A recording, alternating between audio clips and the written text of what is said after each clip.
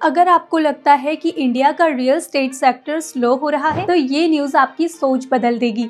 India में institutional real estate investments ने $8.5 billion का रिकॉर्ड टच किया, जो क्लियरली दिखाता है कि ग्लोबल और डोमेस्टिक इन्वेस्टर्स को इंडिया के रियल एस्टेट फ्यूचर पर स्ट्रॉन्ग कॉन्फिडेंस है। सबसे पहले समझना जरूरी होगा कि इंस्टीट्यूशनल इन्वेस्टमेंट क्या है। जब global firms, private equity firms, pension funds और बड़े financial institutions long term returns के लिए रियल एस्टेट में इन्वेस्ट करते हैं, उसे इंस्टीट्यूशनल इन्वेस्टमेंट कहते हैं। ये शॉर्ट टर्म गेन के लिए नहीं बल्कि स्टेबिलिटी और सस्टेनेबल ग्रोथ के लिए ज़रूरी है। इसीलिए जब ऐसे इन्वेस्टर्स रिकॉर्ड लेवल पर इन्वेस्ट करें तो मार्केट की स्ट्रेंथ क्लियरली शो होती है। 2025 में $8.5 बिलियन का ये इन्वेस्टमेंट पिछले सालों के कंपैरिजन में काफ़ी ज़्यादा है।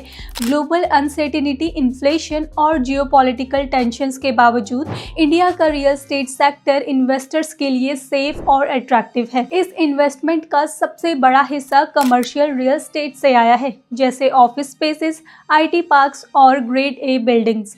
बैंगलोर, हैदराबाद, पुणे, गुरुग्राम और मुंबई जैसी सिटीज में मल्टीनेशनल कंपनीज के एक्सपेंशन से ऑफिस स्पेस डिमांड स्ट्रॉन्ग बनी है। लॉजिस्टिक और वेयर हाउस सेक्टर भी एक मेजर कंट्रीब्यूटर रहा है। ई कॉमर्स, क्विक कॉमर्स और सप्लाई चेन मॉडर्नाइजेशन के चलते वेयर हाउसेस की डिमांड रैपिडली ग्रो कर रही है।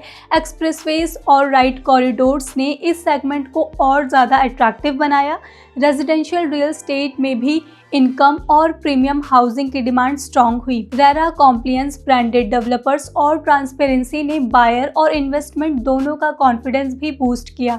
इंफ्रास्ट्रक्चर पुश जैसे हाईवेज, मेट्रोज और smart city projects real estate growth को और सपोर्ट कर रहे हैं। इसी वजह से इन्वेस्टर्स अब क्लियरली मेट्रो सिटीज़ और इमर्जिंग कॉरिडोर्स पर भी फोकस कर पा रहे हैं। इंडस्ट्री एक्सपर्ट्स के according India Asia Pacific region में एक स्ट्रॉन्ग इन्वेस्टमेंट डेस्टिनेशन बन चुका है। Stay tuned with title for more such content.